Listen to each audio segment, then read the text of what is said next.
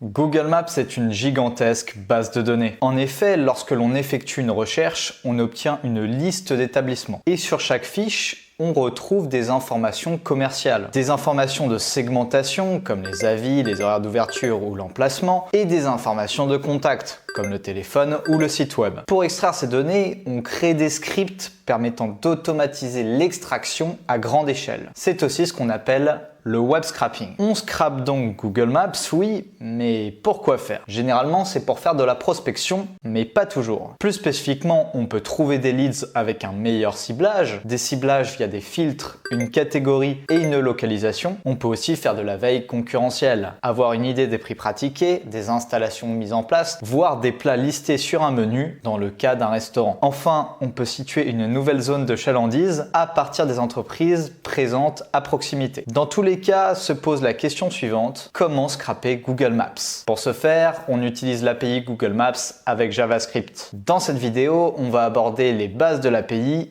avec 3 exemples: la géolocalisation d'une adresse, la recherche d'entreprise et l'affichage d'un itinéraire. Avant d'utiliser l'API Google Maps, il va falloir créer une clé API. Pour ce faire, on se rend sur console.cloud.google.com et on va se créer un nouveau projet. Select a project, new project. Je donne un nom à mon projet, je clique sur Create et je le sélectionne. Par la suite, je vais aller dans API et Services, aller dans Librairie et je vais activer les API dont j'ai besoin. Par exemple, si j'ai besoin du Geocoding APIs que l'on va utiliser dans un instant, je clique sur Activer. Si ce n'est pas déjà fait, on vous demandera également de créer un compte de facturation étant donné que l'API Google Maps est une API payante. Et une fois que c'est fait, on me donne accès à ma clé API. Vous retrouverez également votre clé API dans Keys et Credentials où elle sera notée juste là. Pour la géolocalisation d'une adresse, on va utiliser le Geocoding API. Sa fonction principale, c'est qu'à partir d'une place ID ou d'une adresse formatée, on va pouvoir en tirer une coordonnée géographique, à savoir la latitude et la longitude. Pour utiliser cette API avec JavaScript, voici le code en question. Donc je vous le mets en description. Malheureusement, pour être parfaitement honnête, je n'ai pas réussi à le faire fonctionner. Il se trouve que développeur, ce n'est pas mon métier. En revanche, j'ai quelques notions de code, vraiment le basique du basique. Et il se trouve qu'avec request et JSON, on va pouvoir obtenir un résultat satisfaisant. Pour utiliser cette API, en réalité, c'est assez simple. Il suffit d'utiliser cette URL. Donc, on va mettre ce type d'URL dans Requests. Il va falloir modifier load.format et le parameters. Load.format, il y en a deux. Il y a JSON ou XML. On va choisir JSON. Et pour le parameters, pour les paramètres, il y en a quelques-uns. Mais ici, on va principalement voir deux. Le premier, c'est évidemment l'adresse ou la Places ID et évidemment la clé API. On va écrire notre code, on va import JSON et on va import requests. On va faire notre requête, donc on va le mettre dans une variable response, requests.get. On va commencer par mettre notre URL, on le copie, voici. On remplace notre pod format par JSON et pour le parameters on va mettre adresse et là on va choisir une adresse. Alors pour ma part je vais prendre celle-ci, 1600 Amphithéâtre Parkway Mountain View CA, mais il se trouve que je ne peux pas l'insérer telle quelle étant donné que cette adresse n'est pas encodée. C'est-à-dire que normalement il y a des espaces, il y a des virgules et ça ce sont des caractères spéciaux que l'on va remplacer pour faire en sorte que tout ça soit compatible avec l'URL. Donc on va faire quelque chose d'autre très rapidement. On va import urllib.parse. On va mettre l'adresse dans une variable et on va mettre encoded adresse dans une autre. Et on va utiliser la méthode urllib.parse.quote et on va mettre l'adresse. Et si on print l'uncoded address, encoded address is not defined, voici, on obtient l'adresse encodée. C'est parfait, on va pouvoir la mettre ici, encoded address, et il ne reste plus qu'à mettre la clé. Donc, end key est égal, je l'insère, et voilà. J'ai une erreur, c'est parce que j'ai mis un guillemet alors qu'il ne fallait pas le mettre. On n'a pas d'erreur, normalement, on a une réponse de sens, ce qui veut dire que ça a bien fonctionné. Pour s'en assurer très rapidement, je pourrais faire un response.text, mais pour obtenir un JSON un peu mieux formaté, je peux créer une variable data et faire response.json. Et là, normalement, je devrais avoir quelque chose un petit peu plus clair. À présent, si je souhaite obtenir la latitude et la longitude, il ne me reste plus qu'à l'identifier. Elles se trouvent toutes deux ici. Je vais donc pouvoir créer une variable latitude, dire que c'est data results 0, suivi de géométrie, suivi de location et enfin latitude. On va faire la même chose pour la longitude, lng.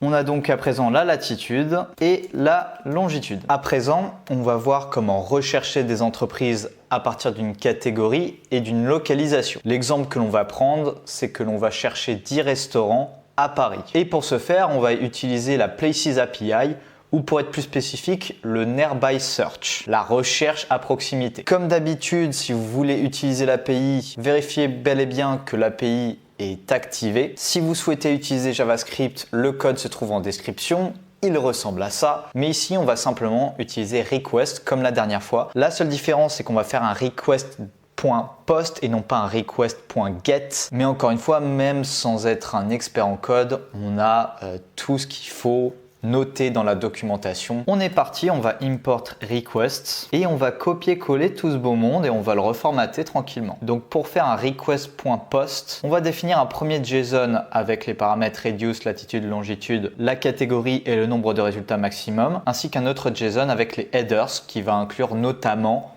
notre clé API. Le premier, on va l'appeler payload est égal et je pense qu'on va laisser comme tel la catégorie les restaurants, le nombre de résultats maximum 10. Vous pouvez mettre un résultat entre 1 et 20. On veut un cercle avec un rayon de 500 mètres. Vous pouvez mettre un chiffre entre 1 et 50 000. Et ici, la latitude et la longitude. Donc, on va simplement changer la latitude et la longitude. Je vais mettre quelque chose qui est lié à Paris. Donc, ici, on a la latitude. Voici. Et là, la longitude. Faites bien attention à ne pas prendre le zoom. Vous voyez qu'il y a une virgule et après il y a le zoom. Donc ici le zoom c'est 17. Voici. Et à présent on va faire une autre variable headers. Et ici on va insérer content type application JSON. Ça ne change pas. On veut bel et bien un format JSON. Le second c'est X Google API Key blablabla. Et là on va insérer notre clé API. Je mets une virgule ici évidemment. Voilà. Notre clé API là. Et enfin le Google Field Mask. Alors le Google Field Mask, qu'est-ce que c'est? C'est tout simplement les données que l'on veut extraire au final. Donc là, il y a différents types de données en fonction du plan que vous prenez. Mais ici, on va faire très simple. On va prendre deux données du premier plan, à savoir le nom affiché, le nom de l'entreprise, ainsi que son adresse. Donc Google Field Mask, je jette un œil dans la documentation, il est noté ici. Nearby Search Basic, Places Display Name, voilà.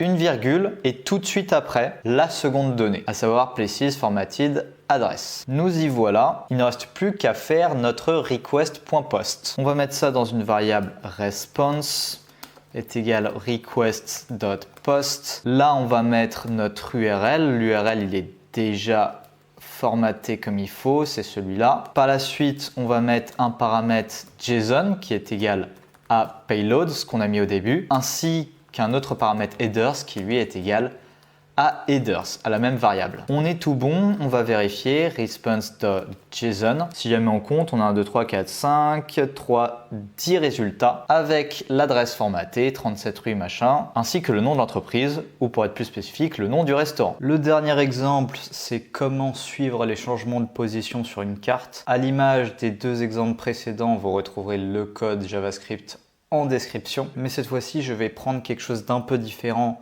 en faisant usage de la Directions API qui, comme son nom l'indique, va déterminer toutes les directions entre un point A et un point B. De la même façon, on va pouvoir import JSON et requests et on voit que pour la Directions API, on a une requête qui est assez similaire avec celle que l'on avait vue pour le premier exemple. On a un notepad format qu'on doit mettre soit en JSON, soit en XML avec certains paramètres.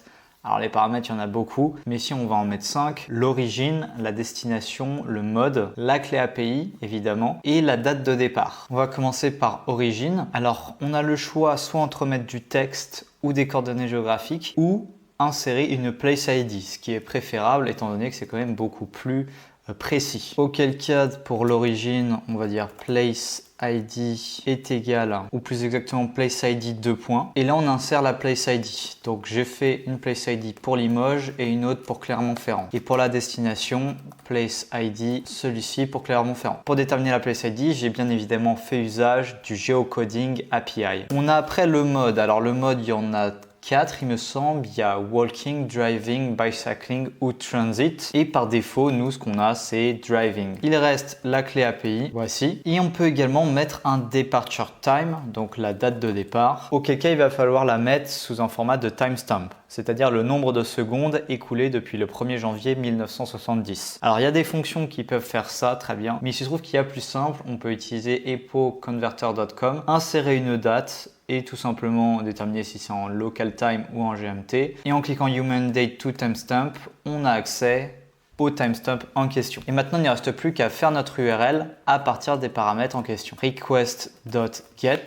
On revient sur notre documentation. Le début, c'est ça. Après, JSON ou XML, donc JSON, ainsi que les différents paramètres. Donc, on va commencer par departure time qui est égal à departure time. On va mettre ça dans un string donc. Et à chaque fois, on va mettre end suivi du paramètre suivant. Donc ici, origine, destination, le mode et la clé. Et je regarde response.json. On a quelque chose qui retourne, donc on a toutes les directions. Et on sait que le trajet Clermont-Ferrand-Limoges en voiture prend très exactement 2h30. Bien que très polyvalente, l'utilisation de l'API Google Maps présente certaines limites liées au quota journalier ainsi qu'à la gestion des erreurs. Pour combler ces lacunes a été créé Scrap.io. Scrap.io est la solution parfaite pour scraper Google Maps sans coder. Vous pouvez obtenir votre fichier CSV ou Excel de leads en l'espace de quelques clics. Vous insérez une catégorie, une localisation et vous récoltez les leads correspondants. Le lien pour Scrap.io est en description. C'est la fin de cette vidéo, j'espère que ça vous a plu. Si c'est le cas, n'hésitez pas à mettre un like et à vous abonner. Et quant à moi, je vous dis à la prochaine.